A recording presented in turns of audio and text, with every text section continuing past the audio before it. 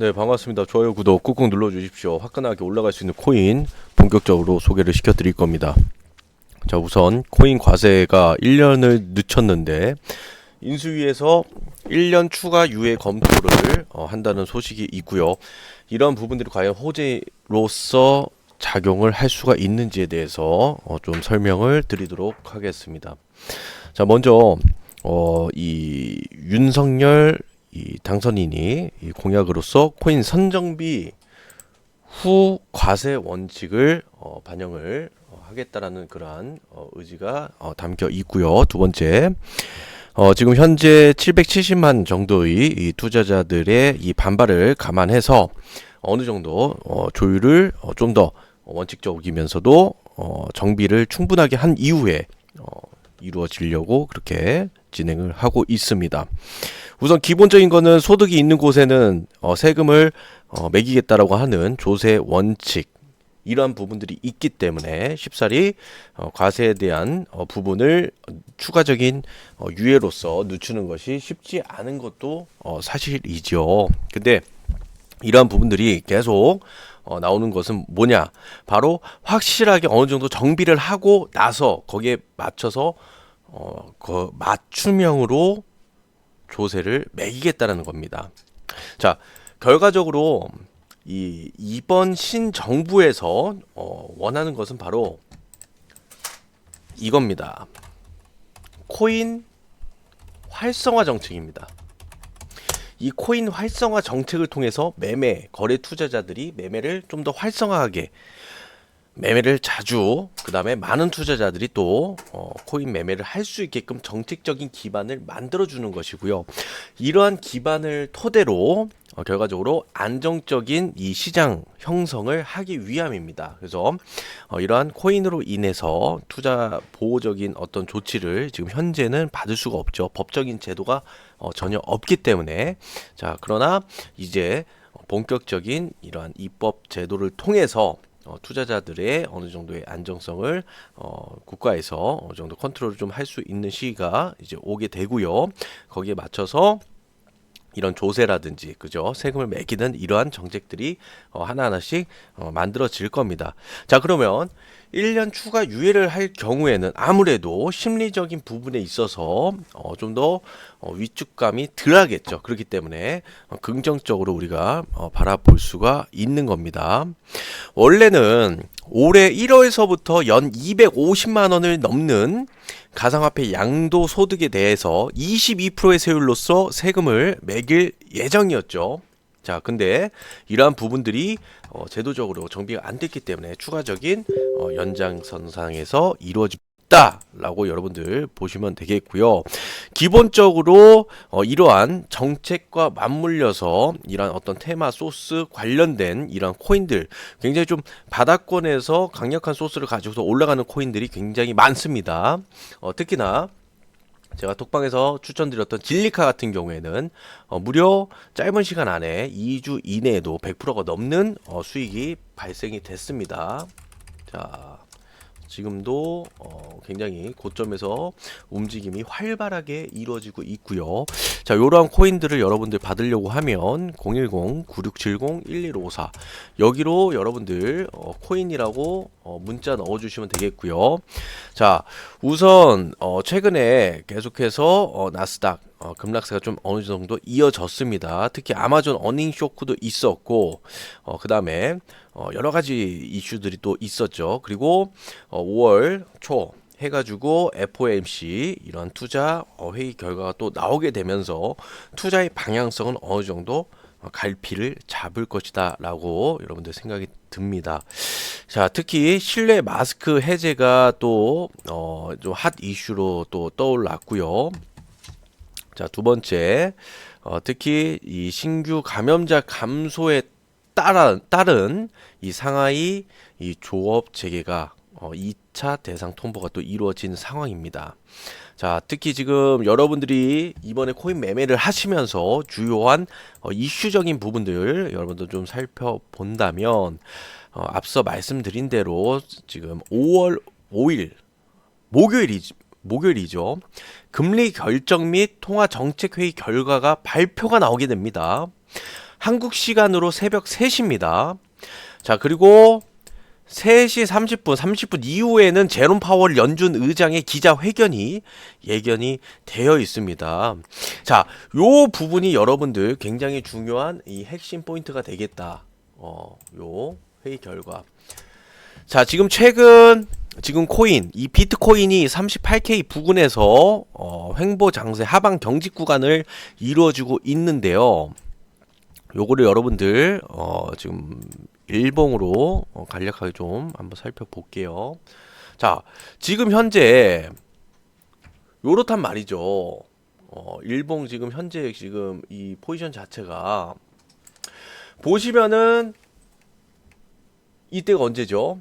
거의 지금 올해 지금 초경서부터 해가지고 이 35에서 38K 요 부분을 계속해서 지지받으면서 지지고 복구하는 그런 모습이 나오고 있고, 추가적인 하락이 나오지 않고 횡보 국면을 맞이하는, 특히 48K에서 38K 구간, 요 구간에서는 박스권을 이루면서 횡보를 이루어주고 있다는 겁니다. 특히 오늘 장세도 보면 38K, 38.7K 부근에서는 매수세가 유입이 되면서 어느 정도 계속해서 반등의 시도가 지금 있는 것으로 그렇게 파악이 지금 되고 있죠. 이러한 부분들이 여러분들도 체킹이 되실 겁니다. 그래서 많은 투자자들이 37, 38K 부근에서는 매수를 진입하는 모습이 이 아래꼬리 거래량이 지금 나오고 있는 상황 속에서도 여러분들 파악이 충분히 가능하겠고요. 그래서 요 구간에서는 여러분들이 어느 정도 매수 접근으로서 단기 사이클이든 아니면 중기 사이클이든 여러분들 충분히 매매 트레이딩 가능하고요. 자, 단기적인 관점에서 보더라도 48K 부근에서는 여러분들이 조금 주의를 해야 되는 그런 구간입니다. 물론 이번에 FOMC 이 금리 결정에 따른, 그 다음에 앞으로 이제 매파냐 비둘기파냐 이러한 금리에 대한 어느 정도에 대한 방향성이 결정이 됐을 때는 조금 더 이 무빙 자체가 좀 더 다르게 움직이게 될 겁니다. 그렇기 때문에 본격적인 매매 사이클은 다음 주서부터 여러분들이 진행하는 것이 맞다라는 말씀을 드리겠고요. 그 전까지는 펌핑이 나오는 그러한 코인들 위주로 단기적인 여러분 트레이딩을 진행을 해 주시는 게 좋습니다. 지금같이 여러분들 포지션이 좀 애매한 시점에서는 알트코인보다는 메이저 코인 위주로 여러분들 트레이딩을 진행을 해 주시고요. 가급적이면 김치코인은 여러분들이 접근을 좀 자제해 주시는 것이 훨씬 더 포지션을 잡을 때는 유리하다라는 말씀을 드리겠습니다. 자, 특히 이제 여러분들 이 코인에 대한 방향성이 5월달, 6월달, 이제 즉 2분기죠. 2분기에 대한 방향성은 이제 곧 결정이 이루어질 것이다. 여러분들 이렇게 보시면 되겠고요. 물론 이러한 부분에 있어서 어느 정도 비트코인에 대한 회의적인 시각을 갖고 있는 그러한 투자자들도 있습니다. 그렇지만 반대로 우리가 과거 코인이 300에서 500만원 호가를 왔다 갔다 할 때도 똑같은 의견은 있었고요. 결과적으로 그 당시에도 5만 달러 4만 달러까지 간다라는 의견들도 있었습니다. 근데 지금 결과적으로 봤을 때 어떻게 됐었죠? 그 당시에 우리가 코인, 이거는 화폐로서의 기능이 될 수 없는 등락폭이 크고 화폐로서의 기능을 할 수가 없다. 이것은 그냥 온라인상의 게임머니와 같다라고 생각을 했었지만, 그 당시에 공격적으로 투자했던 투자자들은 결과적으로 큰 돈을 벌었죠. 왜? 코인이 3,000달러, 4,000달러를 할 때 지금 현재는 38,000달러, 4만 달러, 5만 달러까지도 여러분들 무빙을 주고 있기 때문에 그렇습니다. 자, 특히 여러분들이 지금 보셔야 되는 것은 현재 시장은 여러분들 달러 강세입니다. 달러 강세가 있을 때는 우리가 비트코인에 대한 움직임과 이러한 역사적 지표를 가지고서 비교를 했을 땐 달러 강세장에서는 비트코인이 항상 약세 움직임이 나왔습니다. 지금 달러가 강세이기 때문에 지금 마찬가지로 비트코인이 약세 움직임도 지금 이루어지고 있는 겁니다. 이러한 상관관계를 여러분들이 갖고서 가야 된다는 거죠. 이런 상관관계를 우리가 갖고서 트레이딩을 임해야지만 결과적으로 흔들림 없이 여러분들이 중장기적인 커리큘럼을 갖고서 매매를 할 수가 있는 겁니다.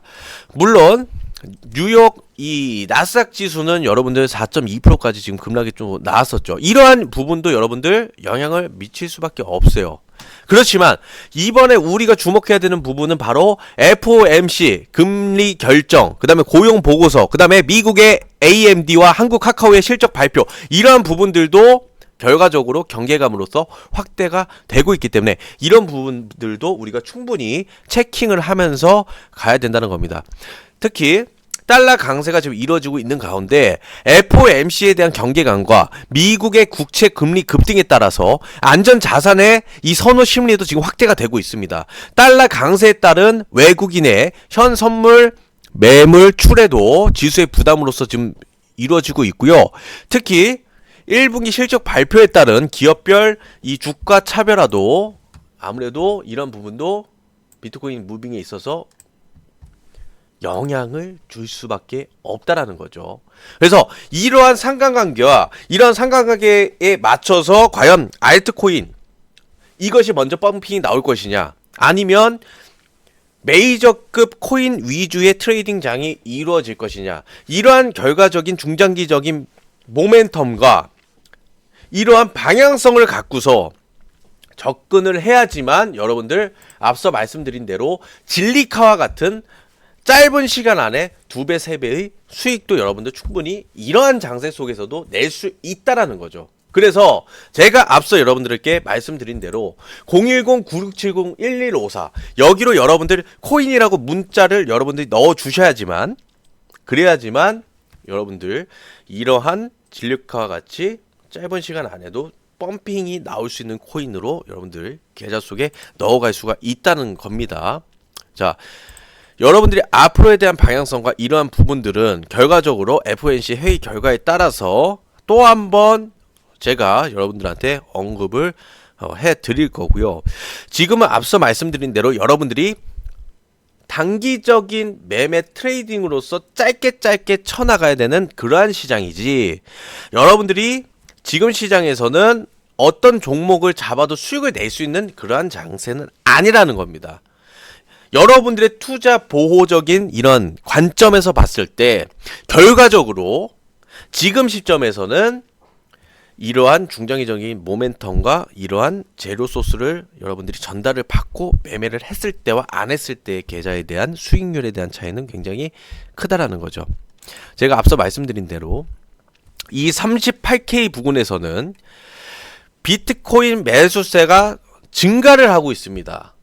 즉 지금 이러한 관망세가 있으면서도 결과적으로는 사람들이 이 38K 부근에서는 매수를 많이 하고 있다는 의미고, 결과적으로 방향성이 정해졌을 땐 여기에 대한 웅집된 힘이 결과적으로 폭발할 수 있다는 거죠.